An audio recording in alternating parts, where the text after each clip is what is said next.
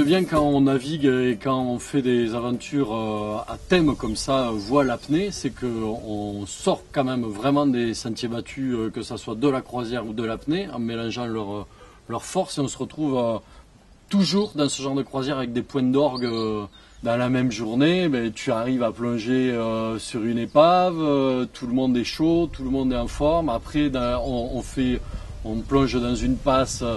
On plonge dans des passes extrêmement sauvages où on voit du requin, où on voit des gros animaux. Au retour, on attrape 3 langoustes et on les mange sur la plage, genre recette fils de Crao, quoi.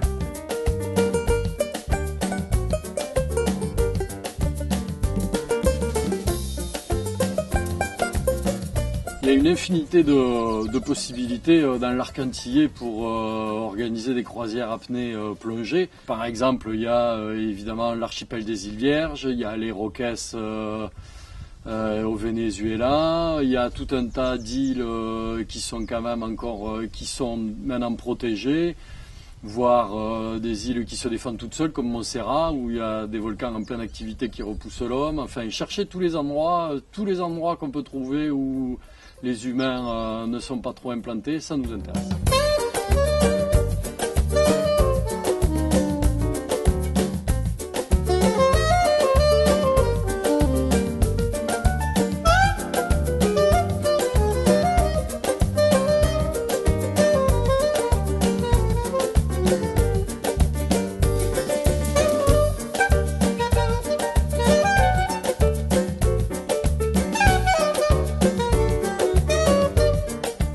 On n'est pas dans le record, mais par contre, ce qu'on renie, c'est le risque zéro.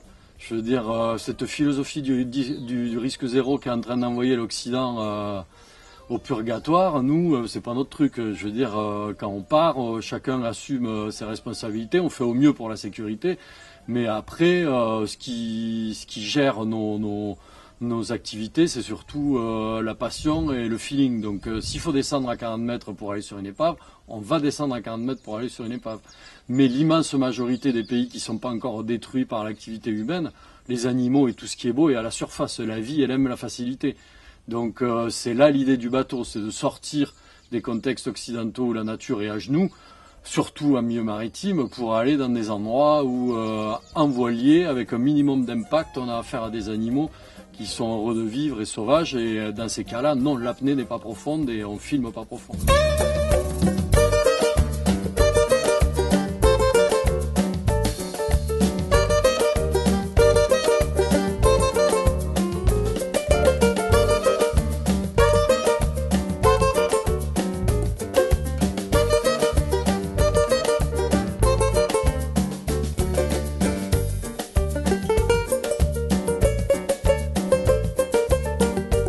On décide sur la carte les endroits qu'on a envie de plonger et les plus belles apnées qu'on va pouvoir faire et les endroits où on va faire des belles images, où on va s'amuser le plus. Et puis c'est tout simple, on le fait. On navigue, on arrive dans l'endroit, on pose le voilier au meilleur endroit, on va se plonger la plus belle passe et on va se chercher les animaux qu'on a décidé de rencontrer. Et après on décide si on y reste plus ou moins. On est des vrais nomades, on fait exactement ce qu'on veut. C'est le but de ce genre d'aventure. Et quand on se laisse aller comme ça, ben, la nature elle est toujours au rendez-vous. Et c'est le contraire absolu du programme touristique de guide, quoi. C'est vraiment ça. On sort des guides systématiquement.